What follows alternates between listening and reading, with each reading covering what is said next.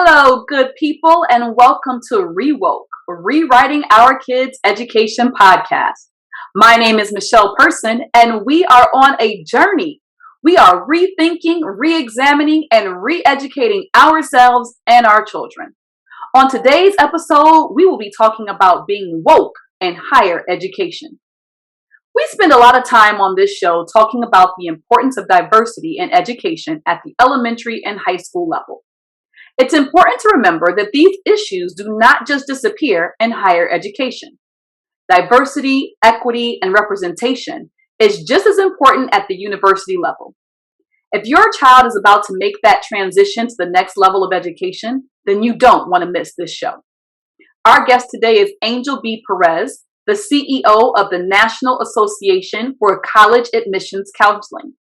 In his role, he represents more than 25,000 admissions and counseling professionals worldwide committed to post-secondary access and success. And he is going to chat with us today about diversity at the university level, what to look for and what to ask for as you embark on the next leg of your educational journey. And oh yeah, are you woke?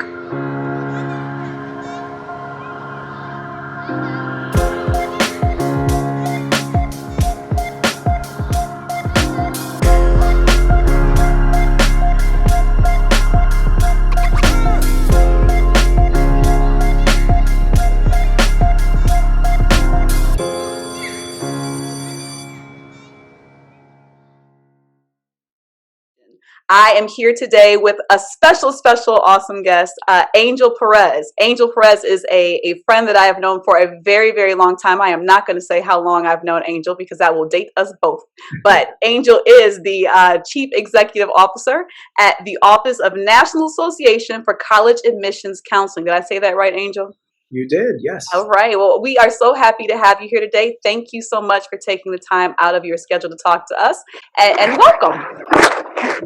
Good to see you. It's been a long time. Yeah, it has. My first question today is the same question I've been asking some of the other people that I've been talking with, is describe what you do in your current work and how it relates to diversity, equity, and inclusion. Sure. Well, actually, I might start where I was before because I'm relatively new to this job. So I spent 22 years in higher education as an enrollment officer, so admissions counselor all the way through chief enrollment officer at some of America's most selective institutions. And then most recently moved to represent the people that do that work on a national scale. So the National Association for College Admission Counseling has over 21,000 members, and they're all high school counselors, admissions officers, or college counselors. And we do a lot of advocacy, training, professional development in order for them to be successful doing their work. Okay. So that being said, what does it mean to foster diversity in that space? Yeah, that's a really complicated question, and we are dealing with that right now as we speak. I mean, a big part of it, I see it twofold. One is, how do we make sure that the people who are doing this work, and if you are a parent, you know, what I would say is your child's school counselor, is your child's college counselor, or when your kid is ready to go off to college, is the admissions officer that your child is speaking to really represent diverse backgrounds and experiences. And so we're thinking about it from the perspective of the professionals who are doing that work. But we're also thinking about it from colleges and universities, which is a big part of our membership, right? How do we make sure that more low-income, first-generation students of color, marginalized populations get to college in this country? Because we know that that is a road to success. And so for us, diversifying higher education is also a big priority. Well, you kind of answered the third question that I was going to ask, which is, why is that important? Actually, that would have been the second question. And it's because we know that when you have access to higher education, that is how that's your golden ticket in a lot of cases, especially in this country. So then I guess the third question would be, what does that look like? What does it look like to improve equity and diversity and inclusion training amongst those in that counseling, the admissions counselors, among the high school counselors? What does that look like? How do we get there? Yeah, I think it's a long road, but I think about it in several different stages. One is, starting with diversity, right? Are multiple identities represented in the workspaces with our school counselors, with our college counselors, with our admissions officers, as well as our higher education spaces? When you and I went to college, and we're not going to talk about the Nope. year when that happened. Um, our institution was not very diverse. I mean, you and I No. represented a lot of that diversity, and institutions have certainly come a long way, but they are nowhere near representing really the population of the United States. And so making sure that as many different voices are represented is step one. But then you have to talk about equity. And basically, the question that I always ask around equity is, does everyone in your organization have access to the same experiences and resources? Hmm. And the answer is no. And oftentimes, particularly on college campuses, the answer is no. What are you doing about that so that you can make sure that the experience is equitable for everybody? It And is so funny that to interrupt, but I remember, and because I know you probably remember the same thing at Skidmore. Skidmore is where we both went to undergrad. I would tell people the story of how all of the different late night shenanigans that would happen would occur. And which lounge was it where all the computers were? That the one place where you could go on campus and they would stay open Starbucks. 24/7? Huh? It was Starbuck. Wasn't it Yes. called Starbuck? Yes. Yes, it was, and I would preface. I was telling someone a story, and somebody pointed out they were like, you have to preface the fact that that's where all of the students of color were, at 3 o'clock in the morning, because that was the only place you could go if you did not have a computer in your room That's to right. be able to write. And I remember waiting sometimes because every computer was taken. They were not all functioning. The library ones were really nice. The ones in some of the office buildings were really, where you could go in like the little, some of the rooms. But the ones in that particular computer lab, the only one that stayed open 24/7, the one that was most utilized by students of color, was probably the crappiest one on campus. And those things matter. And that's equity. That's like making sure that the people, even though we were there, we still couldn't participate completely and fully. So I Right. think that's an awesome point. It's huge. And then, the last thing I would say is belonging, right? And that it's almost an extension of the inclusion, right? Does everybody's ideas, thoughts, perspectives, do they matter in the organization? Are they encouraged? Are they also, implemented? And so that's I would say one of the phases that we are aspiring to. A lot of colleges and universities, for example, they might do a really good job of diversity. In other words, they are admitting more students that come Mhm. from diverse backgrounds, but unless they have equitable access to the experiences, and then they really feel like they belong, then they're not going to have a good experience. Hmm. Hmm. My question, I guess, for you, since you are transitioning into this different space, is from where you sit now compared to where you sat previously, what should be improved upon first? What's if you're looking from where you sit right now at how people are admitted to school, the resources needed to get them there, to keep them there, the need for a diverse group of counselors, admissions counselors, school counselors, that's a huge bucket.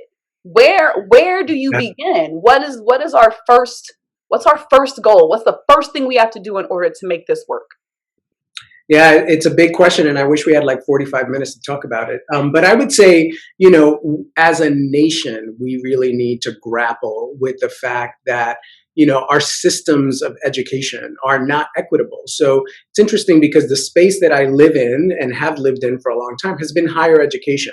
And, the media likes to focus on the fact that colleges and universities are not admitting enough diverse students.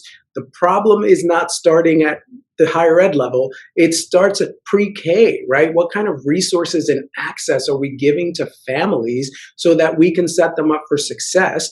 And also, why is it that this neighborhood has way more resources than the other neighborhood? So systemic racism is here and real. And so we need to deal with those levels at the pre-K through 12 level first, I would say. And, on a broader systemic level, it's really that this country has to grapple with, and the federal government, not just local governments, but the federal government has to think about how we fund education in this country. Because, Mhm. if we're really going to truly become more diverse, there is a financial component to this, and we need to fix that model. Mm-hmm. So I would say 100% I agree with that, simply because I am from the pre-K, kindergarten, first grade model. Okay. And it's amazing the things, like we were just talking off camera, the miracles that, with very little funding, that at the elementary level you are expected to be able to perform so that they can be ready to succeed when they come sit down in front of a high school admissions a college admissions counselor or their high school counselor. And you are right. It just, you can't start at the top. This is not going to be a top down fix. Not at all. So I love that. And then even if by some miracle someone is able to make it all the way through, there are so many documentaries that I've watched over the years that highlight the disparity of how we fund education, higher education. So that even if you are lucky enough to be someone who has made it all the way, you have maneuvered through every crack, you have jumped over, you have been resilient, you have persevered, you still can't afford it because of Right. how it's funded. And I think that actually would, for where we sit, in terms of where you specifically sit in your arena, advocating for changes to federal funding, I think would be a great first place to start. And I Yeah. think advocation with parents and the parents who are watching and the teachers for equitable funding at the elementary level would be a great place to start. For people at different levels of where their kids are at this particular moment. Because you have a lot of parents who are listening, I would say, sometimes parents feel helpless in this space, but the reality of the matter is you can change this system by who you vote for. The legislators in your area, not just nationally, but in your area, are the ones who are actually voting on school budgets, on higher education funding. And I will tell you that higher education funding continues to decrease every single year. And guess who makes up for those losses? The consumer, which is the parent and the student, right? And so higher education continues to get more and more expensive. But one of the things I would say is pay very close attention to how your local legislators are voting on higher education budgets, because that cost will be pushed down to you. Mm-hmm. I think that, thank you for that little gem. I think that that's very important for people to recognize. We get so caught up in figuring out who's going to be the next president or who's going to be the mayor, or the governor, and you forget that there are so many things that I tell people this all the time when I'm trying to explain that principals really have no power. I am a manager. I am a manager of the superintendent who has an agenda and the school board, and then the parents who have an agenda. And my goal is to manage both parties. And I have no real my job is to try to make those two parties get along so that we can move forward, and push something out that's good. And I think if people looked at their local politics kind of in the same way, it's not the mayor.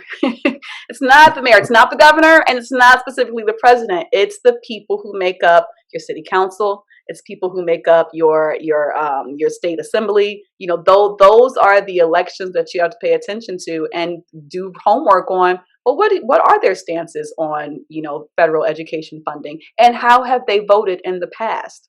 And once you are educated about those issues, take that information and you use your voice, your checkbox.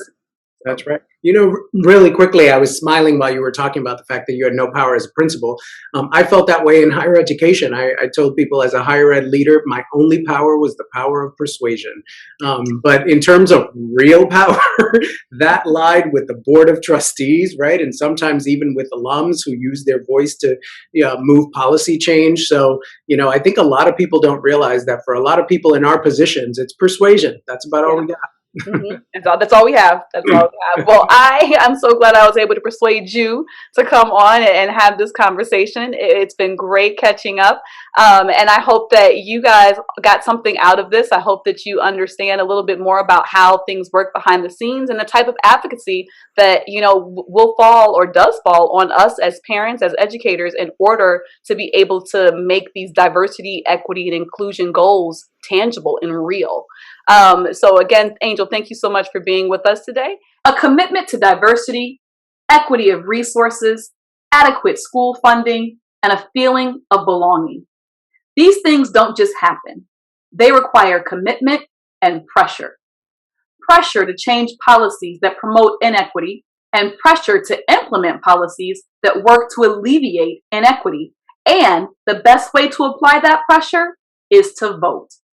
I want to thank my guest Angel for chatting with us today. Show notes and resources for this conversation are available on our website at www.justlikemepresents.com. Share this podcast with other parents and educators in your circle. Hit subscribe so you never miss an episode, and leave us a 5-star review so other people can find us.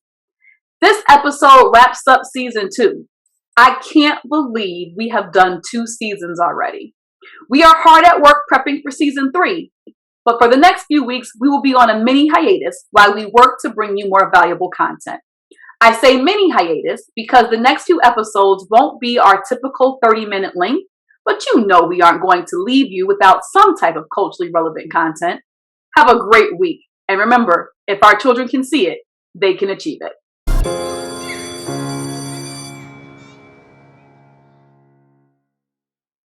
Parents, are you frustrated with traditional education? I was. Educators, are you struggling to find inclusive academic content that represents your students? I know the feeling. That is why I created Just Like Me Presents. Just Like Me Presents is a multimedia production and development company that stresses the importance of literacy, culturally relevant teaching materials, and active learning experiences.